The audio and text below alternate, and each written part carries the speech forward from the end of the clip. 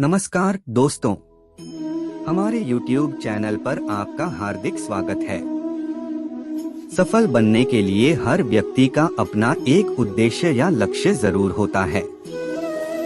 यह उद्देश्य व्यक्ति को उसके मार्ग का निर्देश देता है और उसे एक दिशा में ले जाता है जो उसकी सफलता की ओर बढ़ती है। इन्हीं लक्ष्यों की प्राप्ति के लिए व्यक्ति कोशिश करता है, उन्हें परिश्रम और संघर्ष का सामना करना पड़ता है। लेकिन कुछ लोग ऐसे भी होते हैं जो सफल तो होना चाहते हैं, लेकिन उनका अपना निश्चित उद्देश्य या लक्ष्य नहीं होता है। ऐसे लोग अक्सर अपने जीवन में भटकते रहते हैं क्योंकि उन्हें यह नहीं पता होता कि उन्हें किस दिशा में अग्रसर होना है। उनकी सोच और क्रियाएं अनियंत्रित और अस्तित्व से वंचित हो जाती हैं। ऐसे में उन्हें अपने उद्देश्य की पहचान करने और उसकी दिशा में प्रयास करने की आवश्यकता होती है। इससे न केवल उनकी सफलता में मदद मिलती है, बल्कि उन्हें अपने जीवन को संवारने का एक मार्ग मिलता है। सफलता के लिए किसी व्यक्ति का लक्ष्य बड़ा या छोटा कुछ भी हो सकता है। अलग अलग लोगों के लिए सफलता के मापदंड भी अलग होते हैं। किसी के लिए सफलता उच्च स्थान पर पहुंचना हो सकता है, जबकि किसी के लिए यह अपने परिवार की खुशहाली में हो सकता है। लेकिन समस्या ऐसे लोगों के साथ होती है जिनका लक्ष्य ही निर्धारित नहीं होता है। इसका मतलब है कि वे जानने में संकोच करते हैं कि वास्तव में उन्हें क्या प्राप्त करना है या क्या करना है। लक्ष्य प्राप्ति के लिए भगवान श्री कृष्ण द्वारा गीता के आखिरी अध्याय के श्लोक में कई बातें बताई गई हैं।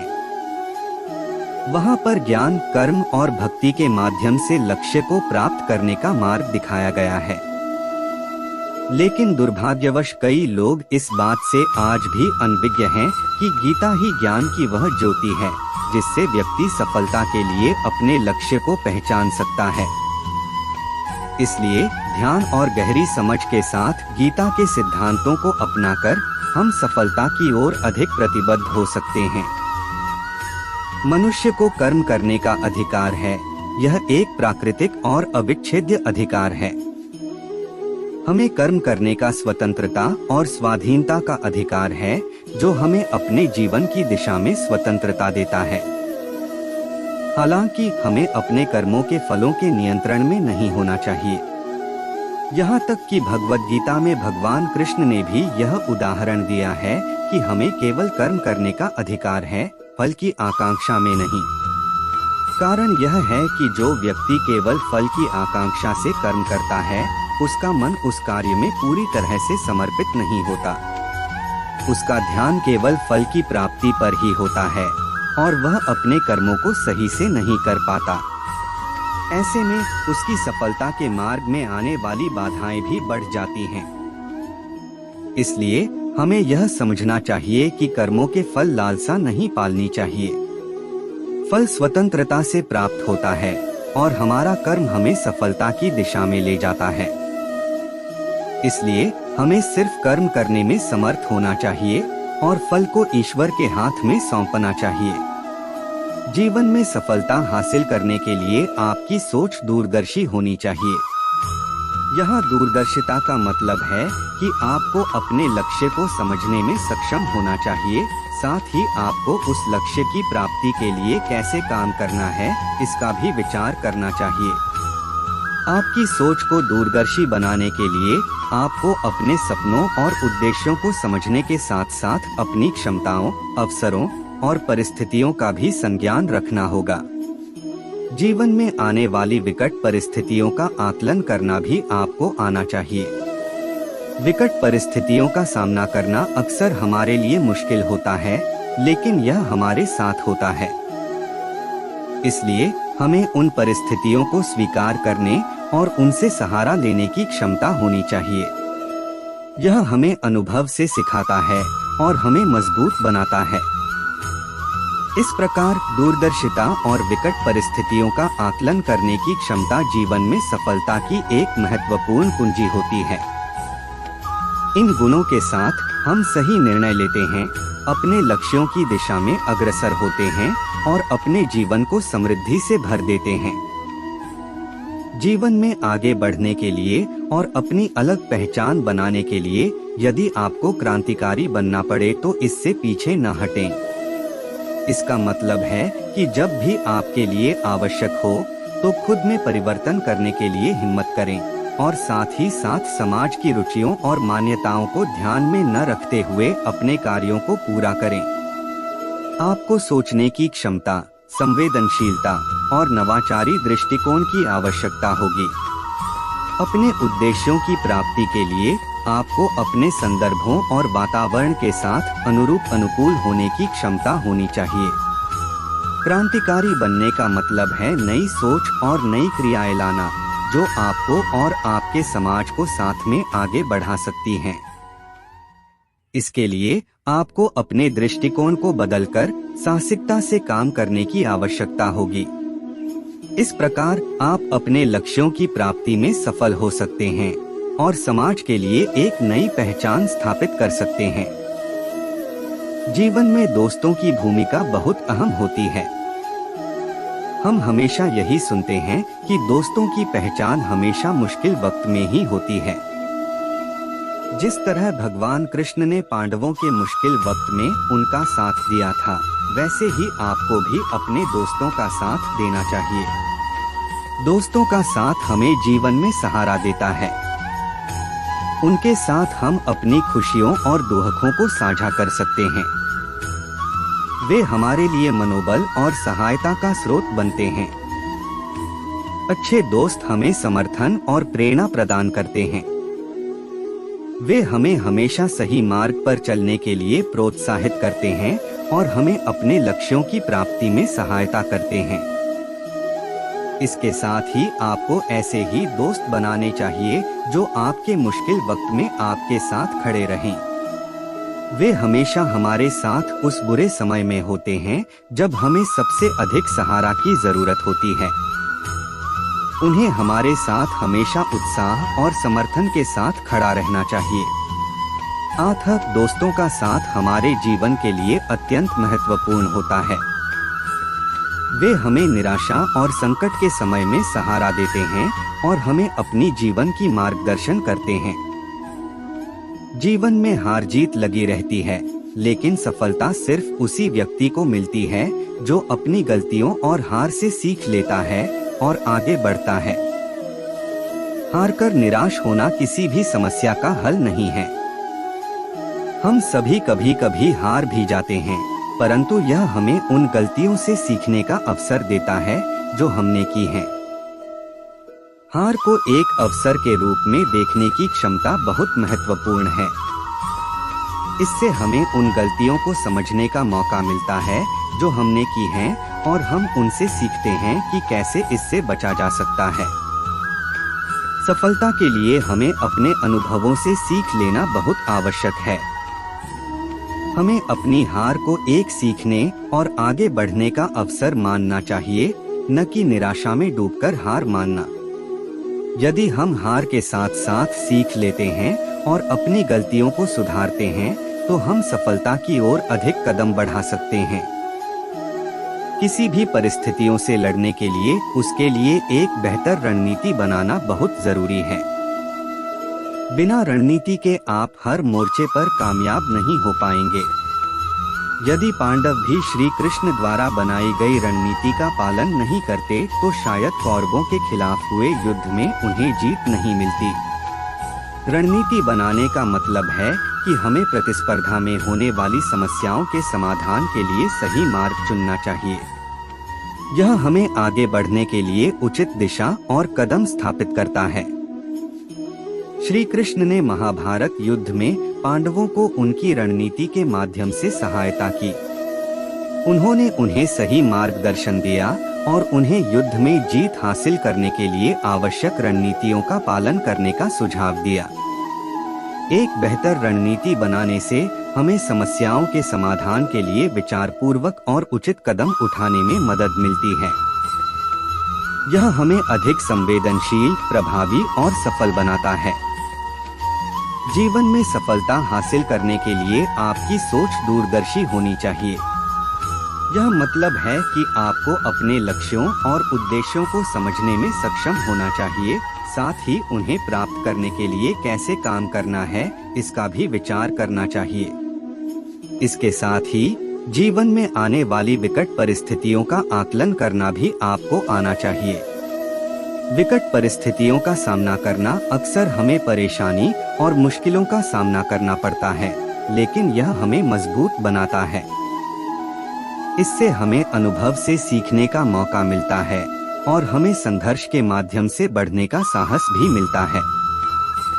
इस प्रकार दूरदर्शिता और विकट परिस्थितियों का आकलन करने की क्षमता जीवन में सफलता की कुंजी होती है।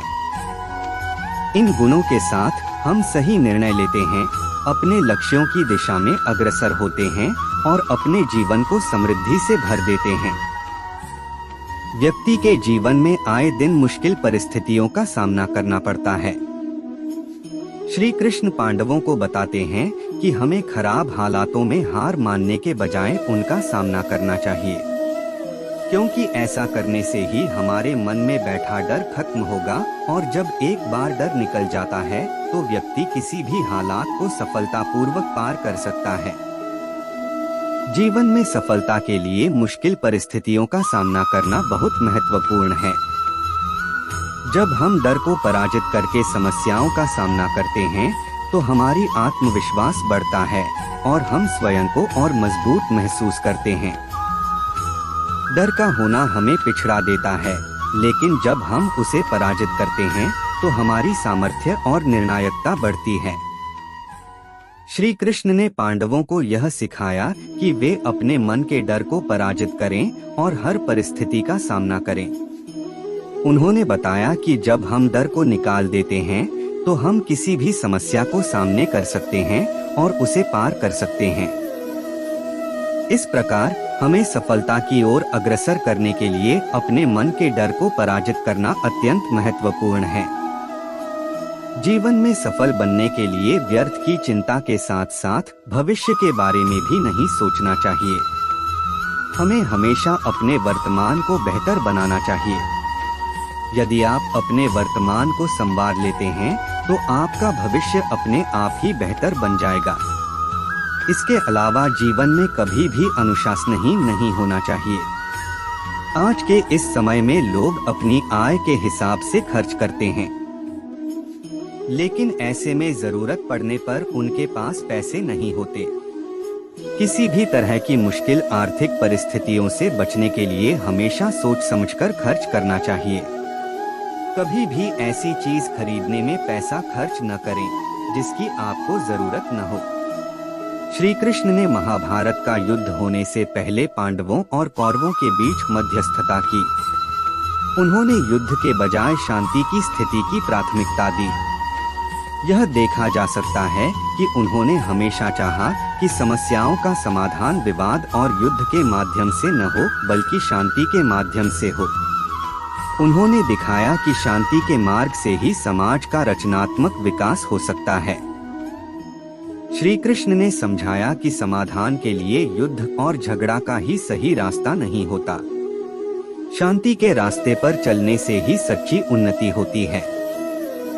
उन्होंने यह भी समझाया कि जब तक शांति नहीं होती तब तक कोई भी परेशानी या समस्या समाधान नहीं हो सकता। शांति से ही सुख मिल सकता है, चाहे वह व्यक्तिगत हो या समाज का। शांति के अभाव में कोई भी समाज या व्यक्ति उन्नति के मार्ग पर नहीं चल सकता। महाभारत की कहानी में जुए की घटना के बाद पांडवों को वनवास हो गया। इस समय पर श्री कृष्ण ने दूरदृष्टि दिखाते हुए अर्जुन को समझाया कि यह समय गंवाने के लिए नहीं है, बल्कि भविष्य के लिए तैयारी करने का है। उन्होंने सभी को महादेव शिव, देवराज इंद्र और देवी दुर्गा की तपस्या करने के लिए प्रेरित किया। श्री कृष्ण को यह भी ज्ञात था कि दुर्योधन को कितना भी समझाया जाए, वह पांडवों को उनका राज्य नहीं लौटाएगा। इसलिए अपना हक पाने के लिए पांडवों को शक्ति और सामर्थ्य की जरूरत थी।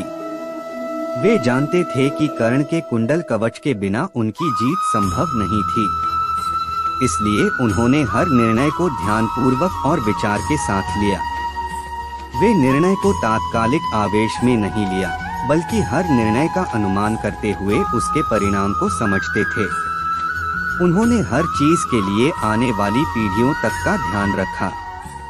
इस दृष्टिकोण ने न केवल पांडवों के लिए बल्कि समाज और राष्ट्र के निर्माण में भी महत्वपूर्ण भूमिका निभाई। श्री कृष्ण को क्रोध दिलाने वाली, उन्हें अशांत करने वाली घटनाएं बार बार हुई। उन्हें अपशब्द कहकर अपमानित करने वाला था शिशुपाल, जो पांडवों के राजसूय यज्ञ में कृष्ण के खिलाफ बातें करता रहा।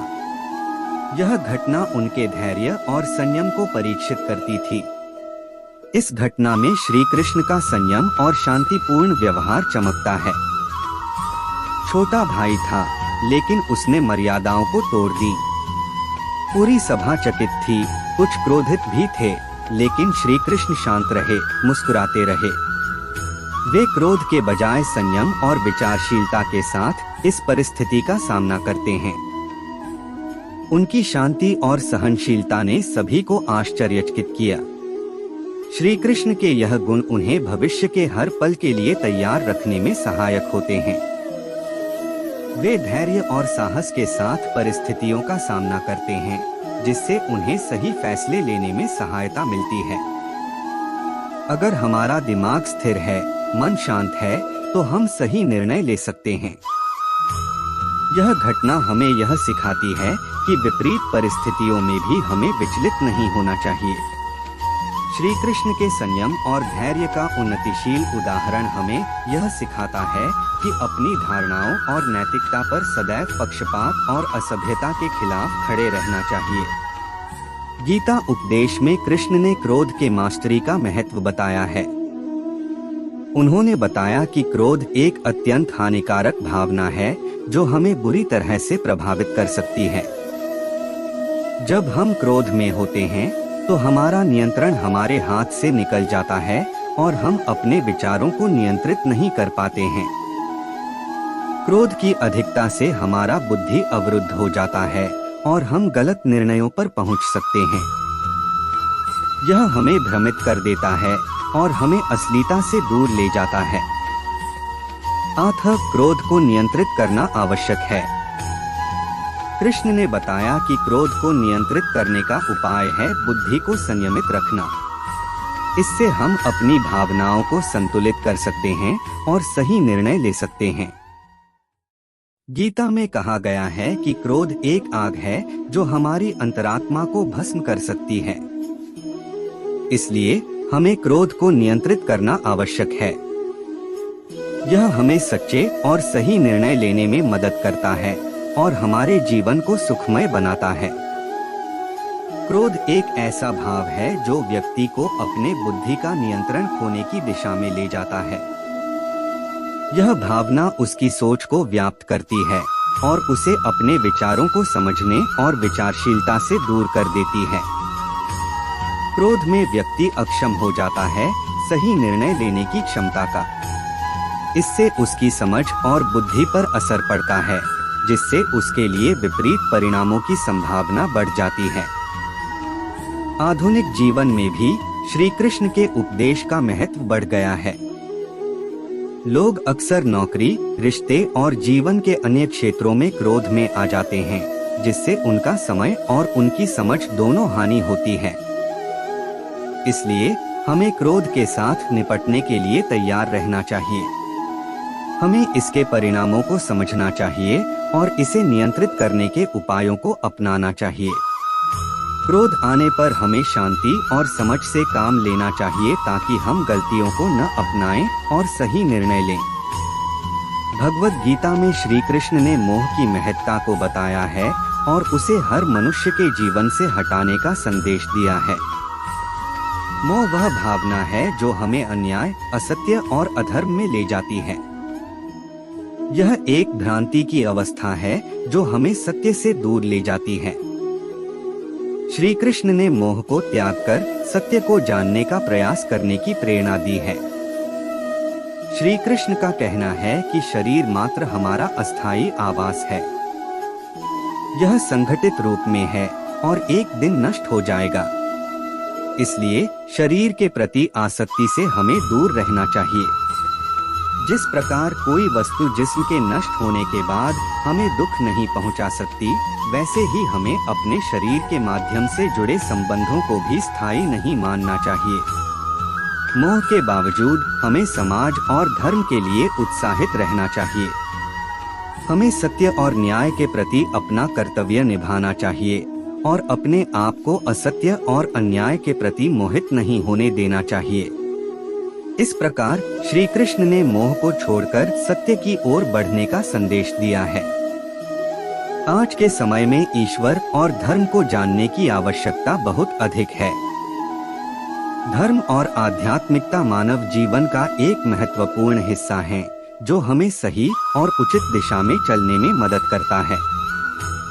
आध्यात्मिक ज्ञान और ईश्वर के प्रति श्रद्धा का होना एक व्यक्ति को उसके अंदर की शांति, समृद्धि और संतोष की प्राप्ति में मदद करता है।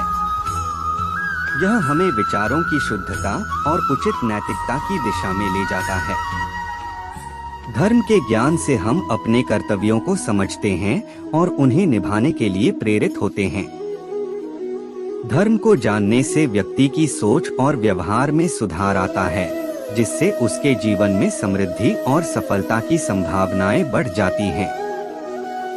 इससे वह अपने लक्ष्य की दिशा में स्थिरता और संवेदनशीलता प्राप्त करता है।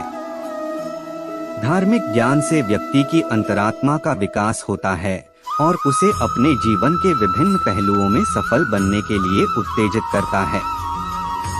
इसलिए हमें समय समय पर अपने आप को ईश्वर और धर्म के बारे में शिक्षित करने का प्रयास करना चाहिए, ताकि हम सही दिशा में चलते हुए अपने जीवन को सफल बना सकें।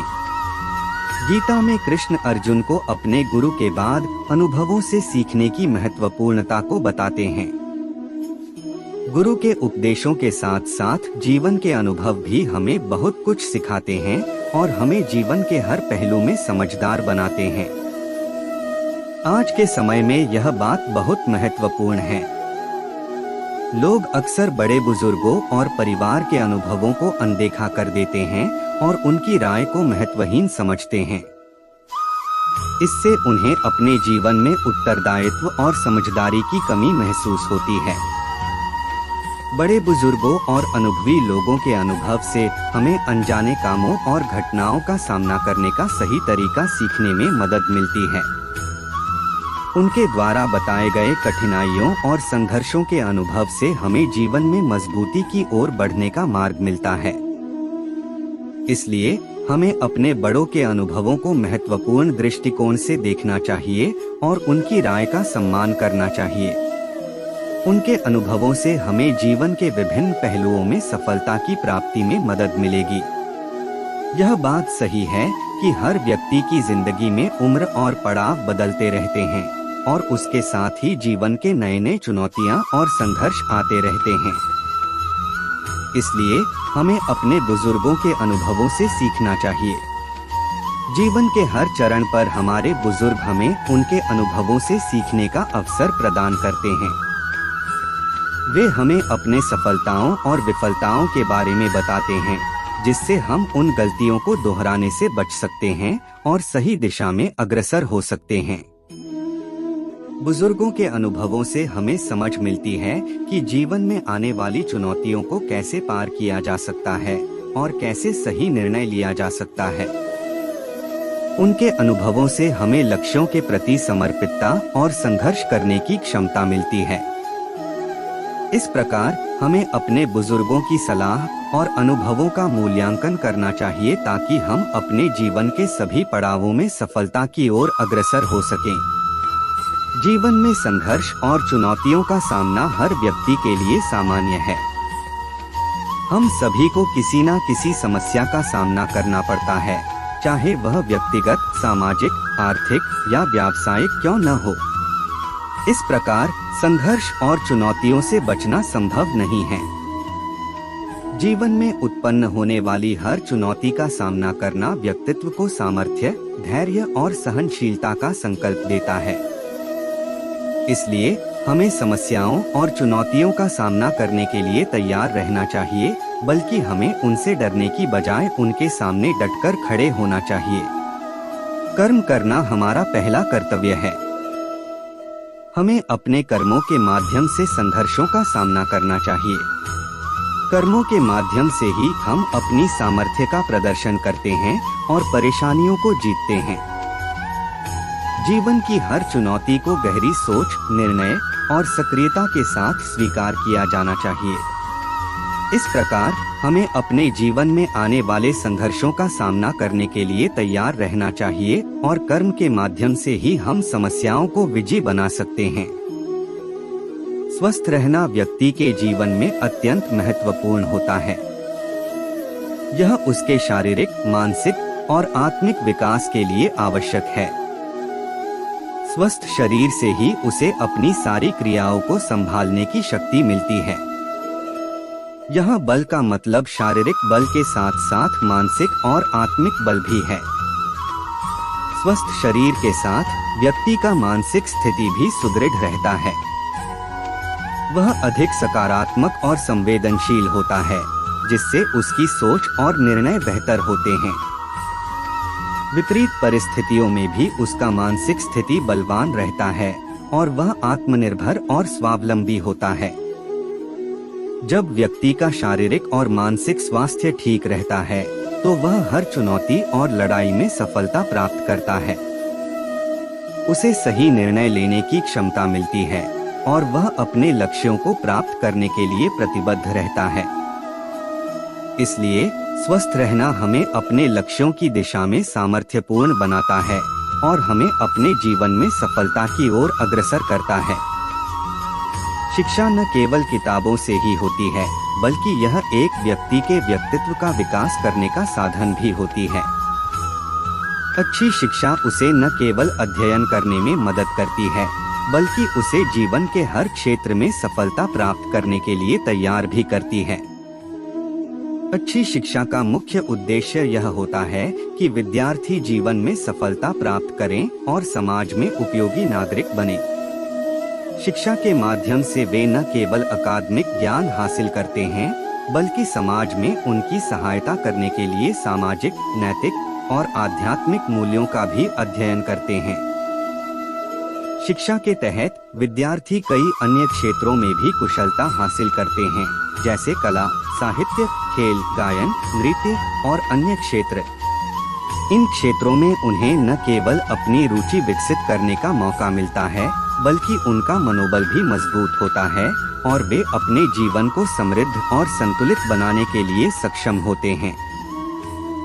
इस प्रकार एक पूर्ण शिक्षा व्यक्ति को एक समर्थ और सहयोगी नागरिक के रूप में समर्थ बनाती है, जो समाज में अपनी भूमिका का सदैव सच्चाई और उत्कृष्टता के साथ निर्वहन करता है।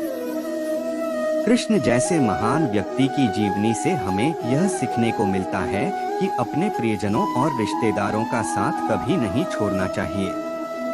वे उन लोगों के साथ सदैव जुड़े रहते थे जिन्हें वह अपना मानते थे और जिनके प्रति उनकी आस्था थी। कृष्ण के जीवन में रिश्तों का महत्व बहुत उच्च था। वे अपने परिवार, मित्र, गुरु और अन्य अधिकारियों के साथ सदैव आपसी सौहार्द और सम्मान की भावना बनाए रखते थे। उन्होंने राजा दुर्योधन के अन्याय और अधर्म के खिलाफ अपने रिश्तेदारों के साथ संगठित होकर लड़ाई लड़ी, जो उनके विश्वास और संबंध को दिखाता है। इससे स्पष्ट होता